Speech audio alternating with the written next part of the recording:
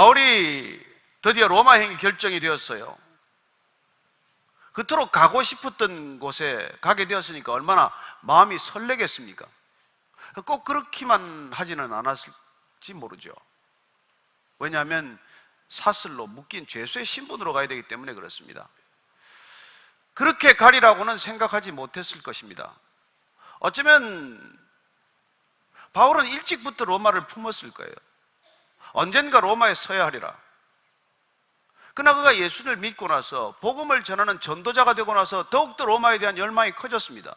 왜냐하면 세계의 중심, 그 당시 이른바 로마 제국, 팍스 로마나 로마가 지배하는 평화와 로마가 지배하는 그 문물 가운데서 로마로부터 복음이 흘러간다면 얼마나 좋을까? 세계 중심지인 로마가 복음화된다면 얼마나 좋을까? 그런 생각을 품게 되었기 때문이겠죠. 그래서 그 열망을 주님께서 아시고 내가 로마에 서야 하리라, 언젠가 내가 로마에 있게 될 것이다, 그런 약속을 품게 된 것입니다. 그러나 이런 늦은 나이에 그가 가는 것이 결코 쉽지는 않아요. 이미 나이 60 가까이 됐습니다. 어쩌면 가이사랴 감옥에 갇힌 나이가 58, 59세쯤 되었기 때문에 그는 이제 나이 60을 되어서 그것도 한 4,000km나 되는 로마까지 배로 가야 한다는 것은 결코 쉬운 일이 아니죠. 그런 항해를 해야 한다는 것은 지극히 여러 가지 보더라도 힘든 일입니다. 그렇습니다. 이렇게 끝까지 힘들게 걸어가는 걸음이 사도 바울의 일생이고 전도자의 삶이라는 것입니다. 만약에 저와 여러분이 예수님께서 부르셨다면, 우리가 그분의 복음을 전하는 전도자로 살아간다면 갈수록 더 편할 거라고 생각하지 마십시오. 더 안락하고 평안한 삶을 위해서 우리가 가는 길이 아니라는 것입니다. 전도자로 살아가는 걸음은 인생의 마지막 순간까지 어쩌면 평안과는 거리가 먼 길일 거예요. 풍랑이 있는 바다 한가운데로 다시 나아가야 되는 걸음일 것입니다. 우리가 바울의 사도행전 이 흐름을 따라가면서 우리는 과연 인생을 어떻게 매듭지어야 할 것인가? 살아가는 이 시간 동안 우리는 어떤 삶을 살아야 할 것인가? 거기에 대한 저와 여러분들의 다시 분명한 어떤 믿음의 결단이 필요한 시점입니다. 그래서 오늘 우리가 1절, 2절 한번 다시 읽으면서 그를 따라가 보기로 하죠. 다시 읽습니다. 시작. 우리가 배를 타고 이탈리아에 가기로 작정되매 바울과 다른 죄수 몇 사람을 아구스도 대 백부장 율리오라는 사람에게 맡기니 아시아 해변 각처로 가려 하는 아드라무테노 배에 우리가 올라 항해할세 마게도니아의 데살로니가 사람 아리스타고도 함께 하니라. 바울이 로마에 가서 가이사에게 재판을 받겠다고 항소하는 바람에 그는 이제 로마로 호송되기로 결정이 된 것이죠. 그래서 그를 호송할 책임자로 임명된 사람이 아구스도 대 율리오라는 사람으로 나와 있습니다. 아구스도 대란 로마 황제의 직할 부대예요. 그 당시에 거의 60개 군단을 가진 로마의 막강한 군사력 가운데서도 특별히 황제 친위대, 근위대는 황제 직속 경호를 맡는 것과 동시에 황제와 관련된 이런 일들을 맡았던 셈입니다. 그래서 이 율리오라는 사람에게 이 모든 게 주어졌어요. 바울만 호송되지 않습니다. 이제 황제 앞에 서야 할 마지막 재판 결과를 기다려야 할 많은 사형수들이 함께 가게 됩니다. 그래서 몇몇 사형수들과 함께 사형을 확정지으러 가는 죄수들 틈에 함께 가는 것이죠. 모양이 그렇게 썩 좋지 않습니다. 어쩜 바울을 잘 모르는 사람은 그를 본다면은 그야말로 흉악범증으로 알 수도 있는 것이죠. 결코 유쾌한 그런 얼굴이나 낯빛을 대하기 쉽지 않을 것입니다. 이런 걸음을 가게 된다는 거예요. 그러나 주님께서는 홀로 가지 않게 하고 바울 혼자 로마로 호송당하지 않게 하고 그에게 소중한 분을 두 사람 함께 동행하도록 허락하십니다. 그 한 사람이 오늘 우리가 라고 다시 기록하는 누가가 동행하게 됩니다. 의사 누가라는 점을 여러분이 비추어 본다면 그는 아마도 개인적인 주치 자격으로 따라갔을 것이죠. 그래서 사도행전 21장에 우리가라고 기록됐던 그 누가가 잠시 보이지 않다가 다시 우리가 이 여행을 떠난다고 기록함으로써 바울과 함께 동행하는 것을 알 수 있습니다. 또 한 사람이 우리가 에베소에서 등장했던 아리스다고라는 사람입니다. 아리스타고는 성경에 그렇게 많이 등장하는 인물이 아니에요. 누굴까요? 우리가 19장, 사도행전 19장 한번, 이 19절 다시 한번 찾아보겠습니다. 이 아리스타고. 에베소에서 소동이 일어났습니다. 그래서 29절, 온 시내가 요란하여 바울과 같이 다니는 마게도니아 사람 가이오와 아리스타고를 붙들어 일제히 연극장으로 달려 들어가는지라. 그런데 여기서 그는 에베소에서 소동이 일어났을 때 가이오와 함께 연극장 안에 군중들 무리에 의해서 붙들려가는 모습을 잠시 보게 됩니다. 20장 4절 함께 다시 읽겠습니다. 시작. 아시아까지 함께 가는 자는 베레아 사람 브로의 아들 소바도와 데살로니가 사람 아리스타고와 세군도와 더베 사람 가이오와 및 디모데와 아시아 사람 두기고와 드로비모라.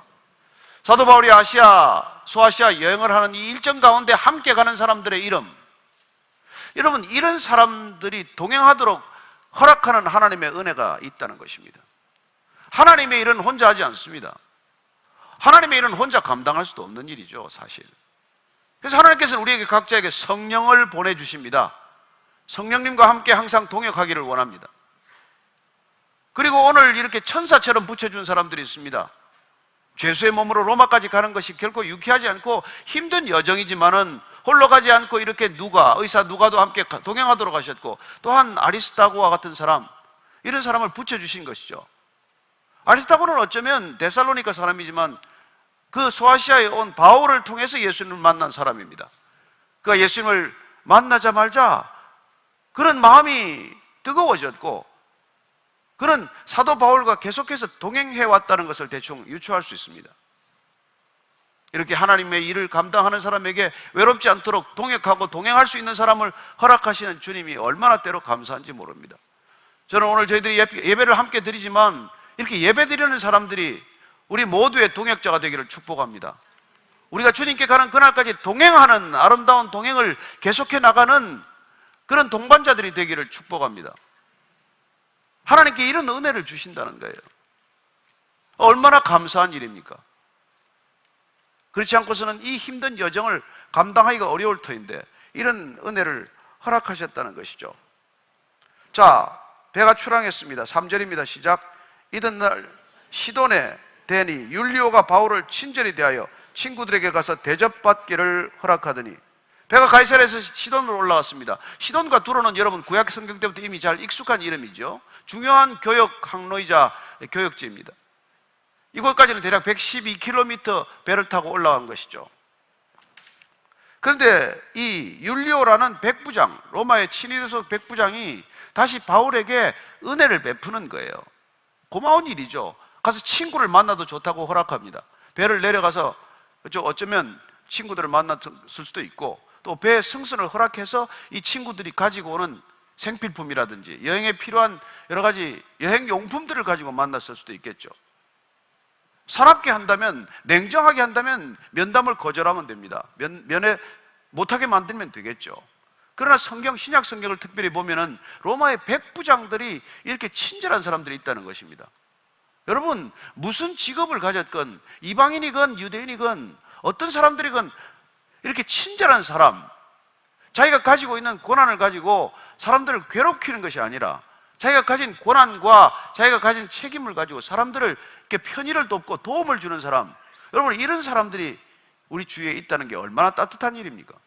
저는 여러분들이 그런 사람이 되기를 축복합니다. 누군가에게 도움을 베풀 수 있다는 것, 내가 가지고 있는 작은 힘, 내가 가지고 있는 작은 그런 지위나 위치나 책임을 가지고라도 누군가에게 늘 도움을 베풀 수 있다는 것입니다. 마음만 먹으면. 어쩌면 여기 있는 시돈에 만난 그리스도인들은 예루살렘에서 스데반이 돌에 맞아 죽고 박해가 시작이 되면서 흩어진 디아스포라 유대인들일 것입니다. 이들이 바울이 온다는 얘기를 들은 것이죠. 자, 4절부터 8절까지 한번 같이 읽습니다. 시작. 또 거기서 우리가 떠나가다가 맞바람을 피하여 구브로 해안을 의지하고 항해하여 길리기아와 밤빌리아 바다를 건너 루기아의 무라시에 이르러 거기서 백부장이 이달리아로 가려 하는 알렉산드리아 배를 만나 우리를 오르게 하니 배가 더디가 여러 날 만에 간신히 니도 맞은편에 이르러 풍세가 더 허락하지 아니하므로 살몬의 앞을 지나 그레데 해안을 바람막이로 항해하여 간신히 그 연안을 지나 미항이라는 곳에 이르니 라세아시에서 가깝더라. 왜 이렇게 자세하게 여정을 적었을까요? 누가는 매일 일기를 썼을 것입니다. 그리고 상세한 기록을 남긴 것이죠. 그리고 어쩌면 이 누가가 가지고 있는 의도가 있어요. 사도 바울의 걸음, 예루살렘에서 땅끝까지 이르는 복음의 전진의 과정을 위해서 그런 상세하게 기록할 어떤 그런 소명을 받았다고 생각했을 것입니다. 그래서 그냥 흘려보내지 않고 가는 한 걸음 한 걸음 일정들을 소상하게 적은 것이죠. 마치 항해 일지를 기록하듯이. 그렇기 때문에 이게 지금 우리 손에 들어와 있는 거예요. 그래서 그가 그려놓은 이 소상한 일정을 따라가면 마치 지도를 그릴 수 있는 그런 항로와 궤적이 나오는 것이죠. 얼마나 놀라운 기록입니까? 그리고 그는 어쩌면 바울이 로마로 가는 이 일정, 이 걸음을 예수님께서 예루살렘으로 올라가는 걸음으로 생각하고 있다는 것을 우리가 짐작해 됩니다. 예루살렘을 올라가던 예수님의 그 발걸음, 마지막 골고다까지 가는 그 발걸음을 그는 기억하면서 사도 바울이 지금 가고 있는 발걸음은 그런 발걸음이 아닌가 하는 어떤 그런 의도를 우리가 간취할 수 있는 것이죠.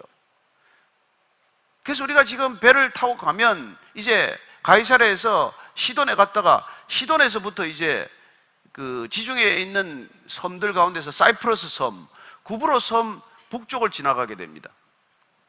구브로 섬 북쪽을 지나서 지금의 터키 남부 연안을 따라서 가는 것이죠.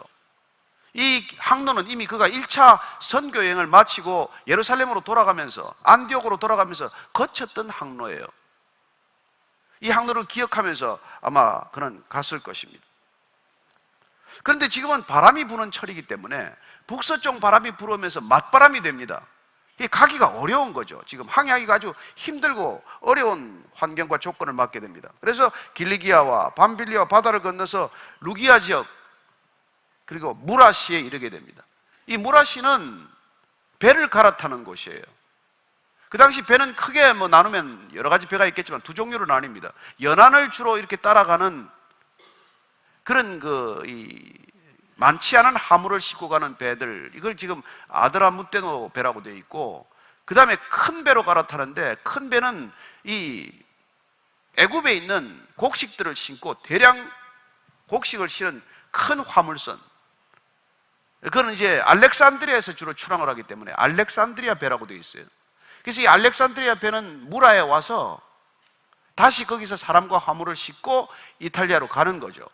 그래서 지금 사도 바울은 먼저 이게 시돈에 정박했던 이 배가 터키 남부 연안을 따라가다가 무라에 정박을 하게 되고 거기서 이제 큰 배로 갈아타는 것이죠. 큰 배로 갈아타고 로마로 가게 되는 것입니다. 그래서 우리가 아드라무떼노라는 지명이 나오는데 이건 그 사도 바울이 마케도니아로 건너가기 전에 성령께서 나타나서 건너와서 나를 도우라 그랬던 그 드로아, 그 항구 인근에 있는 옛 항구 이름이고, 그리고 알렉산드리아는 잘 아시는 대로 북아프리카에 있는 항구죠. 그리고 이 지중해에 중심부를 관통하는 배이기 때문에 큰 배들이 주로 움직인 것이고, 큰 화물, 대용량 화물을 싣고 가는 그런 화물선입니다. 나중에 보면 276명이나 탔으니까 굉장히 큰 배고 굉장히 많은 사람이 다 타던 것이죠. 그래서 되게 큰 배들은 배 길이가 한 55m 이렇게 이상 되는 배고, 이렇게 너비는 한 15m 내외의 그런 화물선들이었던 것으로 이렇게 기록이 되어 있습니다. 어쨌건 그 배가 무라까지는 무사히 이르렀어요. 대략 한 2주 정도 시간이 걸렸을 걸로 추정합니다. 거기서 이제 알렉산드리아에서 온 그 배를 갈아탔어요. 근데 이제 바람이 불기 시작하기 때문에 배가 더디 갑니다. 여러 날 만에 간신히 니도 맞은 편에 이르렀습니다. 니도란 그 터키에 보면 여러분들이 오늘 가서 지도를 좀 보셔야 돼요. 제 얘기 어디 하면 저희가 어디야? 저희가 수원이야? 어디 목포야? 제주야? 이런 생각이 들 텐데 가보면 여기 성경 뒤에도 지도가 다 나와 있습니다. 여러분들이 성경 뒤에 봐도 이 지도가 있어요. 바울의 1차, 2차, 3차 전도 여행, 그리고 로마 여행에 대한 지도가 나와 있습니다. 니도는 터키 서부 해안에 있는 아주 작은 반도 끝이에요. 거기쯤 왔는데 그 니도에 상륙을 할 수가 없어요. 왜냐하면 니도쯤 가면은 거기서 배를 갈아타고 다시 거기서 좀 더 정박한 뒤에, 바람이 좀 줄어든 뒤에, 심지어 때로는 겨울을 보낸 뒤에 3월달이 되어서 다시 로마로 떠나는데, 그런 중요한 이 기착지인데 그 기착지에 갈 수가 없는 거예요. 바람 때문에. 배가 밀려서 어디로 내려가냐면 크레테 남부 쪽 섬으로 가게 됩니다. 그 보니까 여기서 기도 맞은편에 이래서 풍세가 더 허락하지 아니하므로 살모네라고 나오는데, 살모네는 크레테 섬의 가장 동쪽 편 끝에 있는 항구를 말해요. 그러니까 니도라는 위쪽에서부터 배가 밀려 내려오기 시작한 것입니다. 니도에서부터 다시 저쪽으로 서쪽으로 항해를 해야 되는데 북서풍 바람을 받기 시작하면서 배가 밀리기 시작하는 것이죠. 그래서 할 수 없이 니도에 정박을 못하고 이 배가 크레테 섬의 살모네를 지나게 됩니다. 그래서 크레테 섬 남부 연안을 이제 통행하는 거예요. 크레테 섬 북부 쪽에는 적당한 항구가 없습니다. 섬은 큰 섬이지만 남부 쪽에 섬들이 있기 때문에 그 섬으로 지금 왔는데, 그래서 미항이라는 곳에 도착했어요. 그 옆에는 라세아라는 도시가 또 있습니다. 작은 도시들이에요. 여기 지금 이제 배가 드디어 이제 도착을 한 것입니다. 자, 9절부터 12절까지 또 일정을 조금 더 따라가 보십시다. 시작.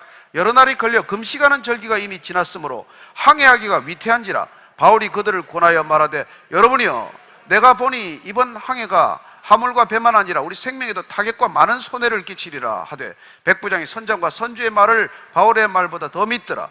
그 항구가 겨울을 지내기에 불편하므로 거기서 떠나 아무쪼록 베닉스에 가서 겨울을 지내자 하는 자가 더 많으니, 베닉스는 그레데 항구라. 남쪽은 서남을, 한쪽은 서북을 향하였더라. 어쨌건 이 배는, 알렉산드리아에서 온 배는 가능하다면은 빠른 시간 안에 로마로 가는 것, 이탈리아로 가서 화물을 푸는 게 목적이에요. 그러나 지금 뜻밖의 니도 앞바다에서 이렇게 배가 밀리기 시작하면서 크레테 쪽으로 내려오게 된 것입니다. 그래서 크레테에서 지금 크레테 남부 연안에 있는 미항이라는 곳에 배가 일단 정박을 했어요. 여기서 지금 겨울을 나자고 더 안 가기에는 항구도 적고 배도 안전하게 보호하기가 쉽지 않고, 그래서 어떻게 해야 될지 지금 고민에 빠진 것입니다. 이 미항이라는 곳에서 지금 더 머물러야 할 것인가, 아니면 출발해야 할 것인가, 이런 지금 어떤 갈림길에 선 것이죠. 근데 사도 바울이 얘기를 합니다. 여기서 멈추는 게 좋겠습니다. 더 나간다면은 하물과 사람 목숨에 많은 피해를 당할 수 있습니다. 왜 바울이 지금 이런 얘기를 할 수 있냐면, 바울은 모두 지금까지 11번의 항해를 거쳤어요. 3번은 배가 파손을 당했다고 기록하고 있습니다. 그런 그의 이 여행 경험이나 이 3차 전도 여행을 거치면서 지금까지 겪었던 여러 가지 바다 상황을 볼 때 그냥 무리를 하지 않는 게 좋겠다는 것이죠. 여러분, 사람이 276명이요 또 수많은 화물을 싣고 있는 큰 배라면은 그 배가 모험을 강행하기에는 그게 문제가 있는 것 아닙니까? 어쩌면 그런 본인은 로마에 반드시 가야 한다는 것을 알고 있어요. 그런 무슨 일이 있건 로마에 도착할 것이라는 것을 알고 있습니다. 그가 이런 말을 하는 것은 많은 사람들이 필시 큰 어려움을 겪게 될 것이기 때문에 이걸 만류한 것이에요. 자, 이럴 때 누구 말을 들을 거냐 이겁니다. 우리 인생에는 이런 절박한 어떤 갈림길이 있어요. 이 갈림길은 나중에 가보면 죽고 사는 갈림길입니다. 누구 말을 듣느냐에 따라서 내 인생이 완전히 달라지는 길이에요. 자, 선장의 말은 무슨 말입니까? 전문가의 말이에요. 어쩌면 바울보다 훨씬 많은 항해를 했겠죠. 그리고 권위 있는 자의 말입니다. 누군들 그의 말을 존중하지 않겠습니까? 게다가 선주까지 탔어요. 선주와 선장. 지금 백부장은 결정을 해야 됩니다. 백부장이 결정할 수 있는 권한이 있는지 뭐 잘 모르겠습니다만, 어쩌면 이 하물선은 항상 로마 정부와의 어떤 계약 관계에 있기 때문에 로마의 관리들이 갑이겠죠. 그래서 그의 눈치를 봐야 하는데, 어쨌든 이 결정할 수 있는 백부장의 입장에서는 누구 말을 들어야 하냔 말이에요. 비록 바울에게 호감을 가지고 있지만은 죄수인 바울 얘기를 들을 것이냐, 아니면 전문가인 이 선장의 말을 들을 것이냐. 상식적으로는 뭐 고민할 필요가 없죠. 합리적인 결정을 따진다면 아무 걱정할 필요도 없고, 아무 염려할 필요도 없고, 아무 생각할 필요도 없어요. 그 사람 맡기면 됩니다. 전문가니까. 그러나 여러분, 어떤 어려운 갈림길에 섰을 때는 꼭 전문가의 말을 따라야 한다는 건 아니란 말이에요. 오늘 우리가 이 사도행전을 읽어가면서 받게 되는 건 그런 겁니다. 여러분, 이 세대에 얼마나 전문가가 많습니까? 모든 분야의 전문가가 지배하는 시대가 되었지만, 그러나 그 전문가들이 지배하는 이 시대가 과연 바른 방향으로 가고 있냐는 것입니다. DNA 전문가도 있고 나노 전문가도 있고 무슨 AI 전문가도 있을 터이고 디지털 미디어 전문가도 있을 것이고 수많은 전문가들이 있지만 그들이 전문 지식을 총동원해서 이 세상을 끌고 가는 게 바른 방향이라고 생각하십니까? 아니요, 점점 위험한 길로 치닫고 있습니다. 그래서 우리가 이 인생을 살아가면서 과연 전문가를 자처하는 사람들의 의견을 존중하되 경청할 필요가 있지만 마지막 결정의 시간에 꼭 많은 사람들이 주장하고 많은 사람들이 동조하고 많은 사람들이 여론이라고 말하는 것을 따라갈 것인지, 아니면 소수의 무리라고 하더라도 기도하는 사람, 하나님을 믿는 사람, 하나님을 전적으로 신뢰하는 사람들의 의견을 경청하고 그들을 따라갈 것인지, 여러분들은 누구 말을 더 들을 것인지, 누구 말을 더 믿어야 할 것인지, 누구를 기준으로 따라가야 할 것인지, 그런 갈림길에 늘 서게 된다는 것입니다. 그렇습니다. 지금 선주 입장에서는 한 걸음이라도 더 로마에 가까이 다가가는 게 필요합니다. 그리고 미항이나 라세아라고 하는 작은 곳에서 이 많은 사람들이 만약 몇 달씩 묵는다면 쉽지 않은 일입니다. 그래서 베닉스라고 하는, 거기서 64km가 더 떨어진 베닉스라는 항구로 가는 것이 좋겠다, 이 아이디어에 대해서 반대하기가 어려워요. 누구도 반대할 수 없는 아이디어가 된 것이죠. 그래서 제가 출항을 합니다. 13절 14절입니다 시작. 남풍이 순하게 불매 그들이 뜻을 이룬 줄 알고 닻을 감아 그레데 해변을 끼고 항해하더니 얼마 안 되어 섬 가운데로부터 유라굴로라는 광풍이 크게 일어나니, 이런 얘기를 주고받았는데 뜻밖의 남풍이 불기 시작한다. 이건 지금 배 뒤에서 바람이 불어주는 것이죠. 이때구나, 이때 지금 출항을 해야 되는구나. 북서풍이 불어오던 바람이 남풍으로 바뀌어서 남서풍이나 남동풍이 불기 시작을 하면 배는 이제 뒷바람을 받고 갈 수 있게 되는 것이죠. 그래서 선장의 판단이 옳았구나. 그러고는 배를 출항을 시킵니다. 이제 미항에서 베닉스로 가는 거예요. 한 64km만 가면 됩니다. 아마 이 남풍이 계속 분다면은 한나절이거나 하루 안에 도착할 수 있는 거리예요. 그러나 그렇지 않았습니다. 출항했을 때는, 닻을 감아서 출항했을 때는 다 이루어진 줄 알았어요. 이미 다 도착한 것 같아요. 그러나 거기서부터 본격적으로 어려움이 시작이 됩니다. 순식간에 바다 상황이 바뀝니다. 순식간에 바람이 바뀌어요. 여러분, 바람은 한순간에 바뀝니다. 바람이 한순간에 바뀐다는 것 기억하십시오. 바람은 늘 같은 방향으로만 불지 않습니다. 그 남동으로 불던 방향이 금방 바뀌는 것이죠. 그러다가 얼마 안 돼서 섬 가운데로부터, 섬 가운데 니다산이라는 큰 산이 있어요. 남쪽 산맥은 그 산의 이름을 따서 니다 산맥이라고 하는데, 이 산맥으로부터 바람이 불어 내려오기 시작을 합니다. 유라굴로라고 되어 있어요. 헬라어 정확한 발음은 유라퀼론입니다. 유라굴로는 두 가지 단어가 합성된 거예요. 유로스는 동풍입니다. 아퀼라는 북풍이에요. 유라굴로라는 그런 동북풍을 말하는 것이죠. 그 바람이 산에서부터 불어 내려오기 시작하는데 이건 회오리 바람을 말하는 것이죠. 그래서 광풍이 불었다. 유라굴로라는 광풍, 여기서 광풍이라고 되어 있죠. 예, 이게 광풍이라고 쓰는 건 이 헬라어로는 티포니코스라고 그래요. 티포니코스. 티포니코스는 회오리 바람을 뜻하는데 여기서 타이푼, 태풍이라는 말이 여기서 나온 겁니다. 그런 엄청난 바람이 불어오기 시작하는 것이죠. 강력한 회오리 바람이 불기 시작하고 다시 맞바람으로 바뀌는 것입니다. 뒷바람을 좀 받는가 했더니 한순간에 바뀌어버린 것이죠. 여러분, 이게 우리 인생 아닙니까?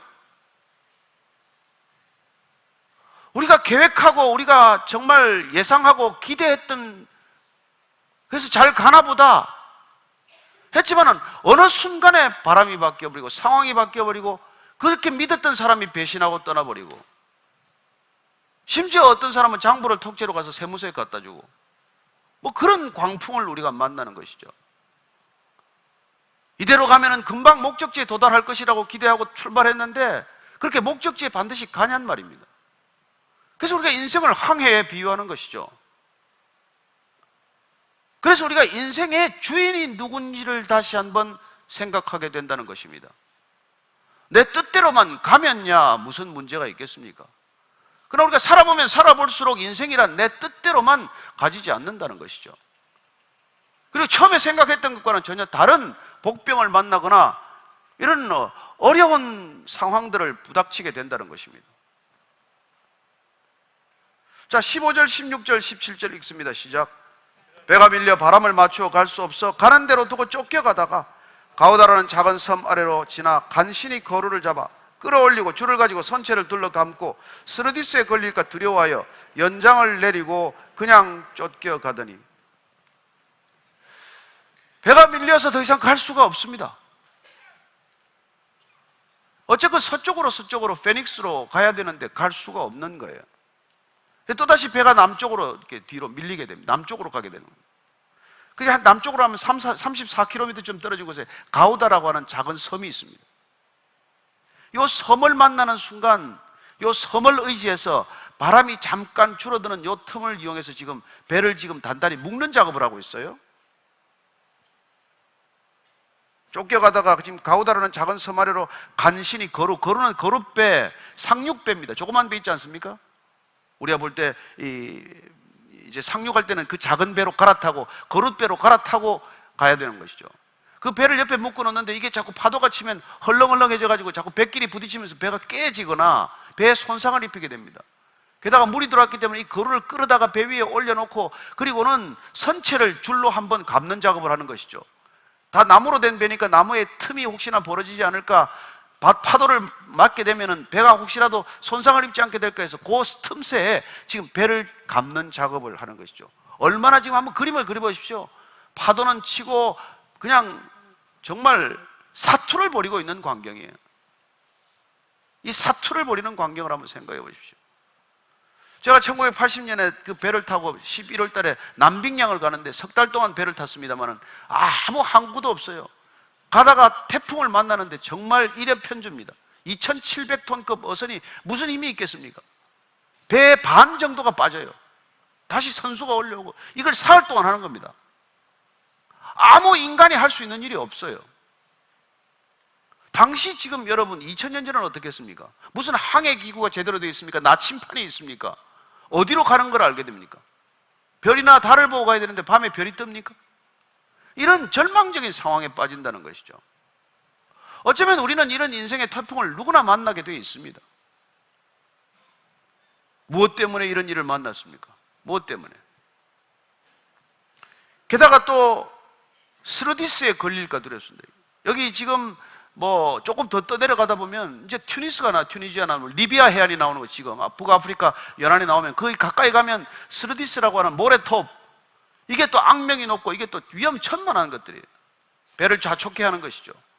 암초보다도 무서운 것들이 지금 기다리고 있으니까 그야말로 이제 그냥 죽었구나 이런 생각이 들 때가 된 것이죠.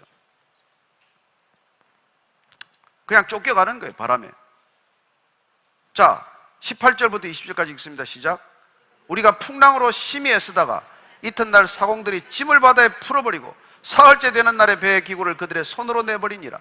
여러 날 동안 해도 별도 보이지 아니하고 큰 풍랑이 그대로 있음에 구원의 여망마저 없어졌더라.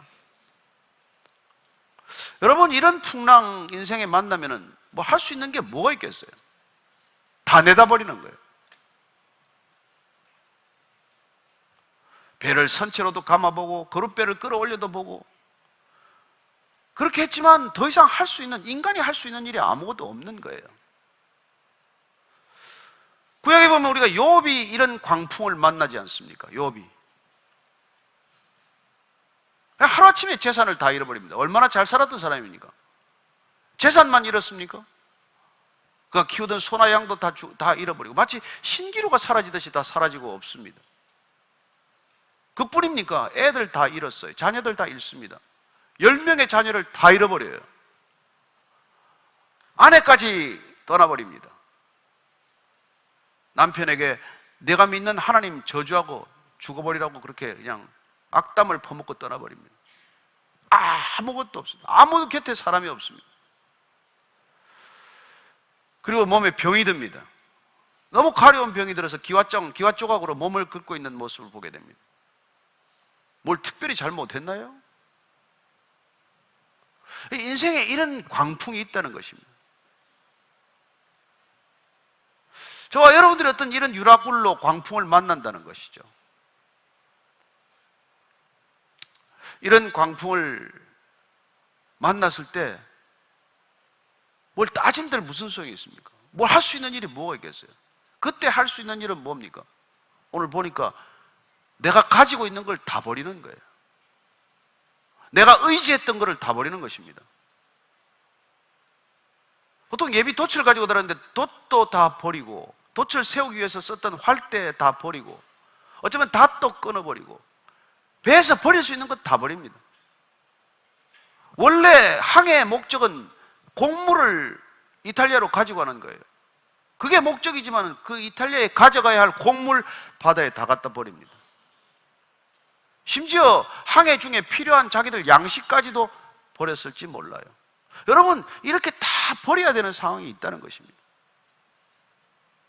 그거 아니면 못 살 것 같은데, 이거 없으면 큰일 날 것 같은데, 이게 반드시 있어야 할 것 같은데, 그걸 다 버려야 하는데 어떡합니까? 여러분, 그래서 인생에 뭐가 제일 중요합니까? 여러분, 불이 나면 뭘 가지고 나가십니까? 어떤 사람은 옷도 못 입고 나가잖아요.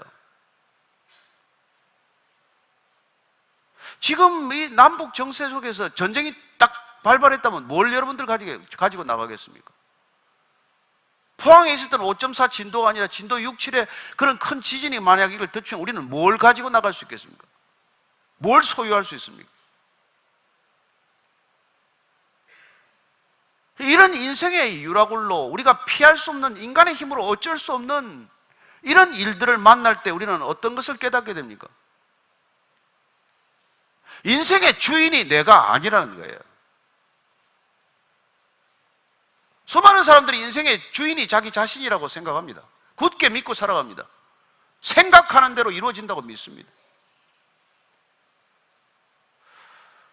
그러나 우리는 내 생각대로만 되지 않는다는 것을 알고 가는 사람들이죠. 여러분들 계획대로 다 된 일이 있습니까? 여러분들 모든 마음먹은 대로, 생각대로 모든 게 다 이루어진 사람이 있으면 조용히 손을 한번 들어보십시오. 나는 내 마음먹은 대로 다 됐습니다. 손을 들은 거예요?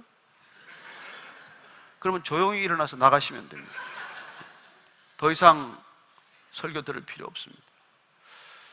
우리 인생은 그렇지 않습니다. 내 마음대로 되지 않고, 내 뜻대로 되지 않고, 내 계획대로 되지 않고, 아니 심지어는 풍랑을 만나서 가진 걸 다 버려야 될 때가 있다는 것이죠. 말기암 판정을 받으면 어떻게 됩니까? 무슨 소용이 있습니까? 지금까지 가져왔던 내 자리나 내가 쌓아왔던 명예나 이게 다 무슨 소용입니까? 우리는 자녀들 때문에 유라굴로 광풍을 만날 수도 있습니다. 자녀는 절대로 내 뜻대로 안 된다는 걸 주님께서 알려주기 위한 광풍이죠. 어떤 사람은 사업이 그렇게 번창하다가 어느 날 사업에 어려움을 겪을 수 있습니다. 그 사업이 단지 내 사업이 아니라는 걸 깨닫게 하시는 것이죠. 그토록 사람들에게 존경받고 한순간에 스타덤에 올랐던 사람이 그냥 추락해서 말할 수 없는 그런 어려움을 겪는 사람들이 있습니다. 지금 정권 바뀌고 나니까 많은 사람들이 유라굴로 광풍을 만나지 않았습니까? 저는 우리 인생에 이런 일이 있을 때 우리가 고백할 수밖에 없는 것은 그렇습니다. 내 인생의 주인이 나 자신이 아닌 것을 제가 이제서 비로소 알았습니다. 그 얘기죠. 자, 그러면 이 광풍을 만나서 배가 쪼개질 것 같은 이 위기를 초래하게 된 이유는 무엇입니까? 백부장이 전문가의 말을 신뢰하고 결정한 때문 아닙니까? 누구의 말을 들었어야 합니까? 초라하지만, 보잘것없지만, 죄수지만 바울의 말을 들었더라면 안 겪어도 될 고난 아니겠습니까? 또 한 가지는 그 64km 그만큼 더 가면 뭐합니까? 좀 덜 가면 어떻습니까? 꼭 미항에서 베닉스로 가야 합니까? 그 64km 더 가서 한번 또 바다 상황을 또 보려고 했겠죠. 갈만하면 또 더 가려고. 그렇습니다. 거기서 멈추지 못한 것 때문 아닙니까? 왜냐하면 절기가 이미 지났기 때문에 배 항해가 어려워진 시점을 맞았습니다. 보통 9월 하순부터 9월 중순부터 유럽 이 지중해 항해는 굉장히 어려워집니다. 바람이 전부 북서풍이 불기 때문이죠. 그래서 서쪽으로 가는 배들은 출항하기가 쉽지 않습니다. 그래서 9월 중순부터 적어도 이 10월 중순, 11월 중순까지는 지극히 조심스러운, 항해가 조심스러운 때입니다. 그리고 11월 중순부터 3월 초순까지는 항해를 올스톱해야 하는 기간이에요. 그때는 출항했다면 백발백중 사고를 만나기 십상인 그런 철입니다. 그런 철에 지금 배가 무리하게 지금 가고 있는 거예요. 그것도 조금 더 가기 위해서. 그 미항이라고 크레테 중남부에 있는 거기서부터 조금 더 크레테 동편 쪽에 있는, 동편 항구에 있는 거기를 가려다가 지금 이 어려움을 겪게 된 것이죠. 그래서 그 귀중한 곡물, 싣고 가던 곡물, 1차적인 목적을 다 포기하고 다 버리고, 배에 필요한 기구들 다 버리고, 배에 꼭 달려 있어야 될 것들 다 갖다 버리는, 누구 손으로요? 그것도 내 손으로 갖다 버려야 됩니다. 내 손으로.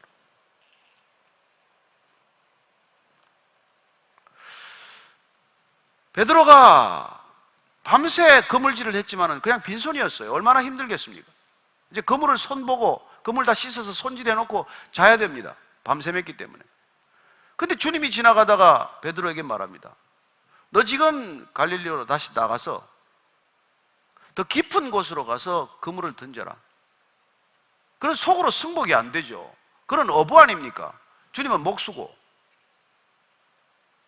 본인이 전문가예요. 지금은 나가도 깊은 바다로 가면 물이, 고기가 없을 시간입니다. 고기도 이미 낮은 곳으로 들어와 있을 시간이에요. 어떻게 해야 합니까? 핑계는 여러 가지 될 수 있죠. 주님, 제가 이제 피곤해서 더 이상 못 나갑니다. 제가 좀 쉬어야 합니다. 그물 손질도 다 끝났습니다. 다시 그물을 편다는 건 어려운 일입니다. 그러나 비상식적인 것 같고, 비합리적인 것 같고, 비효율적인 것 같고, 어느 뭐로 보나 우리의 계산과 생각과 셈법에 맞지 않지만 주의 말씀에 의지하여 그대로 따랐더니 생각하지도 못했던 그런 어획양 물고기를 경험하게 됩니다. 그래서 베드로가 도대체 이분은 누군가 두려운 생각이 덜컥 든 것이죠. 그리고는 주님을 얕보았던, 그렇게 마지못해서 순종하는 척했던 그 자신을 회개하고 주님을 떠나라고 이런 말하는 것을 보게 됩니다. 저는 우리 모두가 성경만을 읽기로 한 교회, 베이직 교회에 함께 예배를 드리고 있습니다. 무엇 때문에 이 전문 지식이 필요한 사회, 더 많은 지식을 쌓아야 연봉이 오르는 이 사회에서 성경만 우선 보자고 말씀드린 것입니다. 가장 비효율적인 책을 왜 읽어야 합니까? 가장 읽기 어렵고 뜻이 잘 풀리지도 않는 그 성경을 왜 우리가 읽어야만 합니까? 여러분들이 답해야 합니다. 이 전문가 시대를 살아가지만 누구 말을 들어야 하는지를 우리가 다시 한번 확인하자는 것이죠. 인생에 유라굴로가 없다면 늘 합리적인 생각이 이깁니다. 늘 상식적인 판단이 옳아요. 그러나 상상할 수 없었던 어려움, 우리가 예측하지 못했던 고난이 분명히 닥쳐온다면 우리는 그분의 말씀에 의지해야 합니다. 그분이 우리에게 가르쳐 주신 그 바에 순종해야 합니다. 그게 우리가 이 어려운 시대를 살아가는 지혜라는 것입니다. 그 지혜는 용기예요. 그 지혜는 사랑입니다. 저와 여러분들이 그런 지혜에 붙들린 믿음의 사람 되기를 축복합니다. 수많은 사람들 세상과 소통하기 위해서 귀를 기울이십시오. 들어주십시오. 여론이라고 말하는 것, 그런 거 들어주십시오. 그러나 여론이 기준이 되어서는 안 됩니다. 많은 사람들의 판단만이 옳은 것은 아닙니다. 모두들 베닉스로 가야 한다고 말했지만은 바울만이 미항에 머무르는 것이 좋겠다고 얘기했지만 누구 말을 들었어야 하느냐는 것입니다. 여러분, 교회는 상식을 따라가지 않습니다. 교회는 여론을 따라가지 않습니다. 교회는 어쩌면 이 세상이 가는 방향과 정반대 방향으로 갈 것입니다.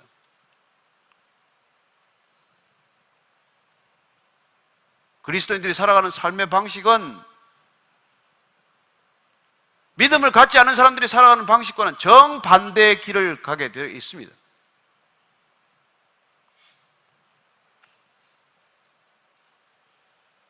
우리는 단 한 사람을 위해서, 한 영혼을 위해서 우리의 전부를 버릴 수 있는 사람들이기 때문입니다. 우리가 지난번에 알려드렸던 그 최용출 할아버지, 83살 된 그 영월군의 김상갓면 내리에 있는 산 꼭대기에 사시는 분, 그분을 위해서 우리가 기도했고, 그분이 그냥 예수님을 영접하도록 그렇게 기도했는데, 그분께서 드디어 마음을 열고 다음 주 화요일 날 예수님을 영접하기로, 세례식을 받기로 했어요. 그 산에 올라가서 전도하는 게 쉽겠습니까? 그러나 여기 통독반 두 반이 고기 100건을 싸가지고 가서 그 마을에 잔치를 열고, 그 할아버지를 만나서 그 할아버지에게 복음을 전하고, 거기 따라간 6살 먹은 아이가 그렇게 할아버지한테 얘기했대요. 할아버지는 돌아가시면 어디 가실 데 있어요? 천국 가셔야 되지 않습니까? 그 아이의 말이 계속 귀에 울리더니, 그러더니 예수님을 영접하고, 그리고는 12월 5일 날 본인이 세례를 받겠다고 결정을 하셨다는 것입니다. 저는 이렇게 비상식적인, 비효율적인 그런 일들을 위해서 우리 전부가 내려가기로 했습니다. 가서 그날 또 한 번 축제를 가지려고 그래요. 세상에서는 아무도 주목하지 않을 일입니다. 83살 먹은 산 노인이 예수 믿건 말건 나하고 무슨 상관이 있냐고 살아가는 세상이지만, 그러나 우리가 세상과 가는 방향이 아니라, 세상이 생각하는 계산이나 셈법이 아니라 하나님의 시선, 하나님의 계산법, 하나님의 마음을 따라서 가기를 원하기 때문에 같이들 갈 겁니다. 저는 저와 여러분들의 주변에 이런 일들이 일어나기를 바랍니다. 세상을 따르지 않는 삶, 세상과 등질하는 게 아니에요. 세상 속에서 살지만 주님을 따르는 삶, 그런 삶을 살 때 이 땅 가운데서는 진정한 생명의 일이 일어날 것이라는 것입니다. 이들은 결국 가장 합리적인 선택을 했지만 죽음을 향해 내닫는 여행이 되고 만 것이죠. 다음 주일에 말씀은 계속될 것입니다. To be continued on next Sunday. 오시면 되지만, 그러나 우리는 다시 한번 어떻게 살아야 할 건지, 누구 말을 들어야 할 것인지, 누구 판단을 존중해야 할 것인지, 그래서 여러분들이 주위에 기도하는 사람들이 필요합니다. 함께 말씀을 읽는 공동체가 필요합니다. 함께 말씀에 사로잡힌 사람들이 필요합니다. 그분들의 얘기를 들으십시오. 그분들과 함께 가십시오. 주님께서 여러분을 지켜주실 것입니다. 주님께서 반드시 저와 여러분을 로마에 세우실 것입니다. 기도하겠습니다. 우리 한번 같이 한 마음으로 기도하기를 원합니다. 주님, 정말 모두가 전문가를 자처하는 시대지만 우리가 성경을 읽고 성경 말씀을 의지하고 주님의 음성을 듣고 주님의 음성을 따르기를 결단하사오니, 주님, 각자에게 세미한 음성으로 말씀하여 주옵소서. 이 어렵고 험난한 시대, 유라굴로가 불어오는 시대, 광풍이 불어가는 시대를 살아갑니다. 이 광풍에 흔들리지 않고 정말 배가 파손하지 않도록 주님께서 지켜주신다면, 주님, 한 사람 한 사람에게 말씀해 주시고 우리 한 사람 한 사람이 주님의 말씀에 붙들린 생애가 되게 하여 주옵소서. 하나님, 베이직교회 성도들 한 분 한 분들이 성경에 붙들리기를 원합니다. 말씀에 붙들리기를 원합니다. 각자가 읽는 성경 말씀을 정말 주의 음성으로 듣게 하여 주옵시고, 그리고 주께서 허락하시는 그 말씀 붙들고 세상 한가운데서, 유라굴로 광풍 한가운데서도 흔들리지 않는 반석 같은 믿음 다 살게 하여 주옵소서. 주님, 우리가 다시 정말 어려운 시대를 살아가면서 소망이 없는 시대를 살아가는 것 같은 이 시대를 살면서도 변함없는 소망, 불변하는 소망을 붙들 수 있는 까닭은 주님께서 주신 성경, 이 성경 하는 건 들고 우리가 주님께서 주신 약속하신 대로 주신 성령, 그 성령 의지하여 말씀과 성령으로 이 시대를 이겨내는 그리스도인들 다 되게 하여 주옵소서. 하나님 아버지 감사합니다. 끝까지 그렇게 붙들어 주실 줄 믿고 의지하오며 예수님 이름으로 기도합니다. 아멘.